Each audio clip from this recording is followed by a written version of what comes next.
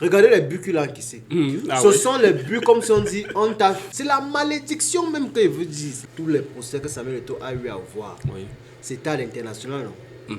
Est-ce que vous avez suivi les Camerounais? Ce sont les Camerounais qui l'ont amené là-bas, non? Salut à tous, j'espère que vous allez bien, j'espère que tout le monde se porte super bien. Aujourd'hui, je suis avec un jeune frère. Lui, c'est éducateur noir. Aujourd'hui, il a décidé de m'accompagner sur ce petit podcast. On va un peu essayer de débriefer sur l'actualité sportive, sur ce qui se passe actuellement autour de l'homme qu'on va appeler André Onana. Et il va essayer d'apporter un peu son expertise. Je dois avouer qu'en matière sportive, il en a plus que moi. Oui, il faut l'avouer. Monsieur éducateur noir. Bonjour. Bonjour et merci d'être là. Bonjour, et c'est moi qui te remercie, frère.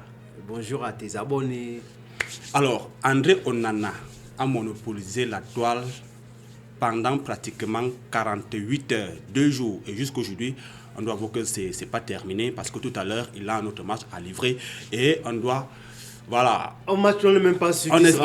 C'est vrai qu'on n'est pas sûr qu'il fera son entrée au stade. Mais bon, on n'est pas sûr qu'il sera titulaire. Les doigts restent quand même croisés. Ça reste tout de même un lion, ça reste un Camerounais. De toutes les façons, c'est la façon dont tu graisses ton lit que tu dors. Je sens que ça va chauffer. Que tu dors.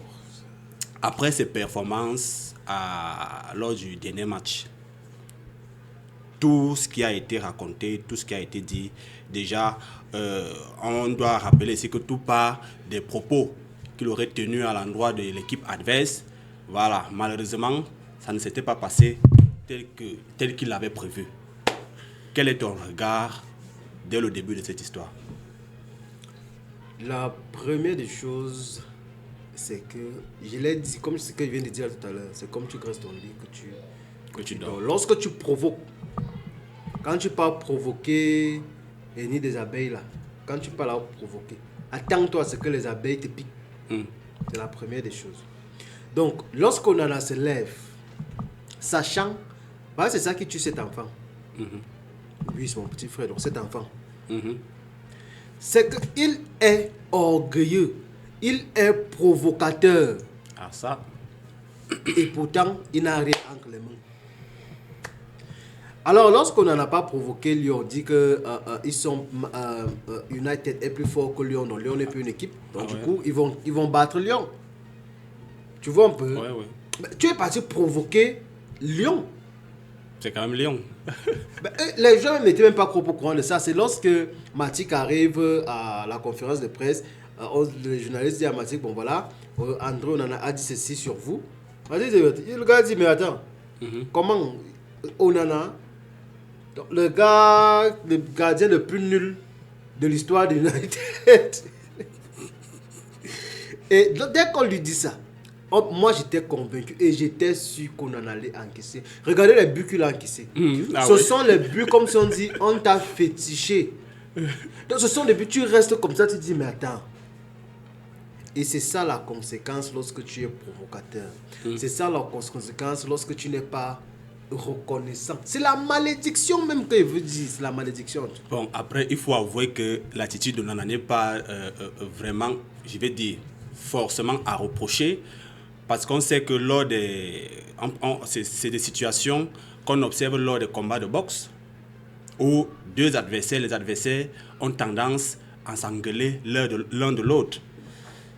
Je pense que c'était une forme de stratégie pour André Onana. On observe ça partout. Non, le football, on respecte toujours les adversaires. On dit toujours que oui, nous connaissons les performances de tel club, on va se battre pour essayer. On dit toujours ça. On ne dit pas qu'on va pas, ils n'ont pas les niveaux, nous sommes supérieurs, ça ne se dit pas. Ça ne se dit pas. Et en plus, il a handicapé son équipe.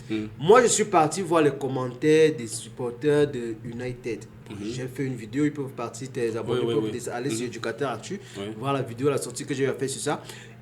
Ils vont voir comment. C'est pas les Camerounais, ce sont les supporters d'United, dont les Anglais, qui sont en train d'insulter Onana, qui sont en train de dire qu'Onana c'est une calamité, c'est une malchance, c'est une poisse, et qu'il doit partir. Ils étaient unanimes dessus. Mais est-ce que tu ne penses pas que, comme tous les matchs, Onana a fait ce qu'il avait à faire et les buts sont entrés tout simplement? Sauf que là, il est parti en grande gueule. Il est parti en grande gueule. Et lorsqu'il part en grande gueule, il prend des buts inutiles. Parce que c'est lui qui vend son équipe. Normalement, United gagnait ce match propre. 2-0. Mais le gars prend d'abord un premier but. Et il prend encore un autre but au temps additionnel. Ça veut dire que le match est déjà fini. On est sûr que bon, ça va, c'est déjà fini. Le gars prend encore un but, un ballon où il pouvait bien arrêter. Le gars lâche. Ici, le gars voulait. Bon, on se rappelle que Samuel Eto'o lui le faisait avant. Quand il gueulait, quand Samuel Eto'o gueulait, Samuel Eto'o gueulait, il comptait sur lui, il savait, et puis il allait marquer des buts. Il y a une différence entre un gardien et un joueur de champ, un avant-centre. C'est carrément différent. Un avant-centre peut rater 10 buts, il peut rater 10 occasions. Mais tout comme un gardien ne peut pas arrêter tous les ballons. Mais attends, un avant-centre peut rater 10 occasions et marquer un seul but. Si l'équipe gagne, il est glorifié. Même si l'équipe paye, il sera toujours glorifié qu'il a marqué l'unique but. Mais un gardien, j'ai dit, joue 90 minutes. On tire sur tes goals une fois, si ça ancre, même si tu as fait 10 arrêts. Si un seul but est entré, c'est foutu. Bon, ils ne sont pas pareils. Actuellement, que penses-tu? C'est-à-dire, tu penses de ceux qui disent que André Onana est le meilleur gardien du monde actuellement? C'est-à-dire, malgré les contre-performances qu'il est en train de faire, les gens quand même s'entêtent à dire qu'il est le meilleur gardien du monde actuellement. Bon, c'est dans leur tête, non? Tout se passe dans leur tête. On voit les meilleurs gardiens, non? C'est dans leur tête. Il y a une chose, c'est quoi? C'est que quand on dit qu'André Onana, c'est un bon gardien. Pour moi, c'est un bon gardien. Il faut seulement qu'il se concentre au goal. Ah oui. C'est un bon gardien. Et même, c'est les mêmes choses qu'il fait là-bas, c'est les mêmes erreurs qu'il commet en équipe nationale. Hein. Je n'ai même pas encore vu d'arriver à l'équipe nationale. C'est les mêmes choses qu'il va à l'équipe nationale. Donc, André Onana dit que c'est le meilleur gardien du monde. C'est le mensonge. Parce qu'on voit tous les championnats, on voit comment les gars jouent. André Onana ne peut pas être meilleur gardien du monde. C'est impossible. Avec tous ces gardiens qui font... Même De Gea qui était là, qui l'a remplacé meilleur que lui. Ça, c'est d'abord clair. Maintenant, Angola, c'est un bon gardien. C'est un gardien que s'il se concentre, sera meilleur gardien. Et c'est pour ça que je vais donc revenir en disant ceci. En 2015, lorsque Samuel Eto'o disait André Onana sera le meilleur gardien du monde. Les bénédictions d'un père venaient d'aller depuis. Samuel Eto'o disait André Onana Papa sera le meilleur gardien du monde. Il dit André Onana, quand je te vois, tu seras le meilleur gardien du monde. Onana joue à Ajax. À Ajax, il a des problèmes parce qu'il avait été suspendu 1 an pour dopage. Un an. Samuel Eto'o, dans les 1 an là, le soutien, lui dit bon voilà, pour ton football, le meilleur de ton jeu, l'équipe qui te mérite, c'est Inter de Milan. Samuel Eto'o, lui-même, il avait dit ça. Que non, l'équipe qui te mérite pour ton style de jeu, c'est Inter de Milan. Oui, c'est vrai qu'il faut avouer que Onana, tu l'as dit, c'est un bon gardien qui essaye de trouver à lui son identité de jeu. Parce que il se trouverait que son style de jeu soit même en phase d'étude. C'est-à-dire, on se retrouve avec des gardiens. On se retrouve avec des gardiens qui souhaiteraient avoir son style de jeu. Mais il faut avouer que son style de jeu est particulier. Lequel? Son style de jeu, comment ça lequel? On parle du style de jeu d'André Onana. Il n'est pas l'un de ces gardiens classiques qui se contente de rester au goal. On voit André Onana qui arrive jusqu'au milieu du stade avec le ballon au pied. Tu as connu Fabien Barthez? Oui. Il faisait comment? Bon, par exemple, Barthez prenait le ballon, il driblait, il était au sol. Quand on parlait à l'époque même avant qu'on en arrive, quand on était petit, on nous parlait des gardiens volants. C'est parce qu'on voyait Guita. Ah oui, exactement. Mais est-ce qu'on n'en invente rien? Tu penses? Il n'invente rien. C'est juste que il est arrivé au niveau où les anciens gardiens là prenaient des risques. Tu vois un peu. Oui. Maintenant, tu ne peux pas jouer au basket, tu prends autant de risques. On te met au banc. Tu ne peux pas jouer au Real, tu prends autant de risques, on te met au banc. Ce sont les risques que tu prends. Alors, le football là était stoppé à une époque. On n'encourageait plus ça. Du coup, ça avait d'ailleurs disparu. On en revient donc avec ça. Et c'est pour ça que quand vous suivez, on en a parlé, il dit toujours que je vais prendre plus de risques. Je vais toujours... Quand tu prends les risques, c'est ça qui arrive. Parce qu'il prend les risques. Il veut dribbler un gardien. Il veut envoyer les passes avec les pieds, les longues passes et tout et tout. Parfois ça rate, parfois ça donne et tout et tout et tout. C'est pour ça qu'il dit que s'il se concentre sur le football, parce que ce petit n'est pas concentré sur le football. Exactement. Il est concentré dans les affaires à combattre Samuel Eto'o, les affaires à faire la politique avec les Molekombi, les affaires de faire la politique avec le LGPR, tout ça pour détruire Samuel Eto'o. Venir avec Marc Brice. Comment un gardien peut vous dire que, à l'équipe nationale, il vous dit que de toutes les façons, si on perd, j'assume. J'assume, tu es qui? C'est ton équipe. Il veut porter tout le fardeau sur lui. C'est son équipe, notre argent. On lui demande d'assumer. Bon, au vu de tout ceci, au vu des contre-performances qui se multiplient sur sa carrière. Ça va se multiplier jusqu'à ce qu'il soit... Est-ce que tu es de ceux qui pensent que c'est une sorte de malédiction quand on sait que lui et voilà, M. Samuel Eto'o, c'est car complètement disloqué. Ils se sont complètement disloqués, c'est peut-être exagéré, mais qui ne s'entendent plus. Est-ce que tu penses que les contre-performances d'André Onana sont dues à ce que un fils se soit retourné contre son papa? Bon, vous connaissez la date que André Onana a encaissé 2 boulettes contre Lyon? Non. C'était le 11 avril. Vous connaissez la date du 11 avril, ce que ça signifie pour Samuel Eto'o? C'est le jour qu'il a enterré son papa. Ah oui. Ah oui. Vous connaissez ce que le 11 avril a signifié pour Eto'o? C'est le jour là que André Onana avait félicité Marc Brice. Marc Brice, ah oui. Et le nouveau staff. Alors que la FECAFOOT était en conflit avec le ministère des Sports. Ah oui. Donc, rien n'est fait au hasard.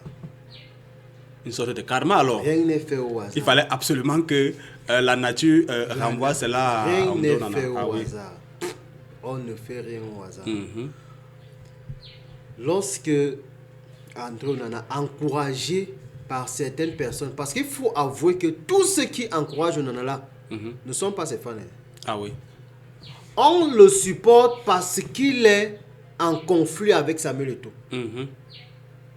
Quand vous voyez une personne comme Balsero qui dit non, c'est pas qu'il supporte. On va y arriver. On va y arriver. Les gens ne supportent pas Onana parce que c'est juste parce que Onana est en conflit avec Samuel Eto'o que les gens sont derrière lui, que lui vraiment courage. Tu vois, on encourage, on enfonce l'enfant dans la bêtise. Dans la bêtise, on enfonce l'enfant. Et lui aussi, bon, il a l'argent m'a fait monter un peu les trucs là et tout. L'argent lui a donné les ailes. L'argent lui a donné des ailes. Il ne savait pas qu'il pouvait toucher autant. Mais bon, on se dit, pour moi, il faut être patriote, c'est vrai. Oui. Mais on est patriote envers ceux qui sont patriotes. On est patriote envers ceux qui sont patriotes. Je ne serai pas patriote envers celui qui combat également les patriotes, les compatriotes. Ses propres frères. C'est simple. Ah oui. Bon, en fait, si je puis apporter une petite réserve. Pour moi, je pense que quand tu évoquais le fait d'être patriote tout à l'heure, c'est que j'ai toujours prôné le fait que nos combats internes doivent se faire entre nous. Ça veut dire que s'il y a un combat entre deux, oui, tu peux te positionner. Maintenant, quand ça vient d'ailleurs, que c'est les gens d'ailleurs qui combattent notre frère, pour moi, je suis obligé, bien que n'étant pas d'accord tout à fait que le frère combatte son frère à l'intérieur, je suis obligé d'abord de protéger, protéger, je vais dire, l'autre frère, c'est-à-dire André Onana, contre les étrangers. Quand on lave Samuel Eto'o partout là, qui le protège? Non, mais attends. Mais il y a déjà 2 clans, c'est clair, non? Je suis Ebou, par exemple. Ebou, ça c'est dans notre cocon familial camerounais. Je suis églisien, par exemple. Ça, c'est dans notre cocon familial. Justement, on va toujours rester donc dans ça, que ce soit même à l'extérieur. Parce que quand Samuel Eto'o, est-ce que tu sais que tous les procès que Samuel Eto'o a eu à voir, tous les procès que Samuel Eto'o a eu à voir, c'était à l'international, non?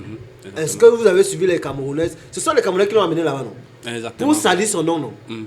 Ce sont les Camerounais qui font tout sur la toile pour laver. Est-ce que ce sont seulement les Camerounais qui sont abonnés sur les pages de tous ceux qui lavent Samuel Eto'o à tort, qui mentent même sur lui? Non. Donc quand nous laissons cette affaire-là, Marc Brice est Camerounais. Non. Pourquoi quand Marc Brice est arrivé à insulter Samuel Eto'o, les gars étaient derrière Marc Brice? Que Marc Brice, meilleur coach, Marc Brice Chou, hein? Au point où les gars viennent lire des communiqués contre Samuel Eto'o et ça fait qu'à foutre. Ouais. Ah oui. C'est quand même bizarre. Donc on retient donc que 11 avril, Samuel Eto'o enterrait son papa. Oui.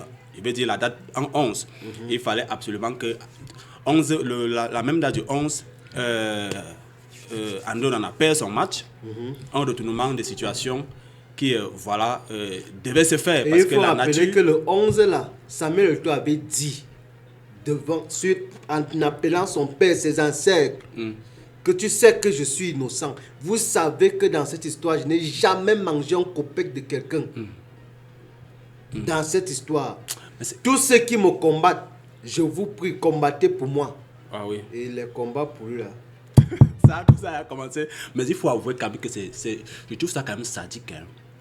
Tu te rends compte, un monsieur qui t'a tenu la main, qui t'a apporté tout le soutien nécessaire pour que tu sois celui que tu es devenu. Mais qu'à son deuil, pas le deuil d'un de ses cousins, pas le deuil d'un de ses oncles, il s'agissait de son papa, c'est-à-dire du papa de Samuel Eto'o. André Onana, je pense que quels qu'en soient les différends qu'ils avaient, auraient pu se présenter. Il n'était même pas obligé d'aller le saluer, je ne sais pas moi, mais devait se présenter au lieu du deuil, ne serait-ce que pour dire ok, je suis venu soutenir mon parent, mon père. Mais de là, à ne même pas se pointer, même un simple message de condoléances sur sa page, on va dire que bon, ok, comme ils sont en Discord, il n'a pas voulu se présenter, mais au moins il soutient à distance. C'est quand même c'est gros. On peut ne pas aller à une fête de mariage de quelqu'un, on s'en fout. Mais à un événement malheureux, pour un proche, tu dois être présent. Il y a un truc, toutes les interviews de Nana qui fait actuellement, Onana ne reconnaît pas que Samuel Eto'o l'a aidé. Il ne peut pas reconnaître. Onana ne dit même pas. Est-ce que tu sais que Onana va à citer le coach Diallo? Le coach Diallo était le coach de que Samuel Eto'o avait pris pour la Founet Sport, pour sélectionner les joueurs. Onana lui cite le coach Diallo, que c'est le coach Diallo qui l'a aidé. Ce n'est pas Samuel Eto'o. Samuel Eto'o n'a jamais rien fait pour lui. C'est le coach Diallo. C'est pourquoi il y a Olinga, l'ancien international Olinga, qui est également la promotion à la Founet Sport d'André Onana. Ils étaient ensemble, oui. Qui dit que personne n'a jamais rien payé parce qu'on en a dit qu'il a payé sa formation. On en a dit maintenant dans le monde, on a dit qu'il a payé. Je n'ai jamais vu un petit frère menteur comme ça. Là. À Mondo Vision. Il dit qu'il a payé sa formation. Olinga dit que personne n'a jamais rien payé à la Founet Sport.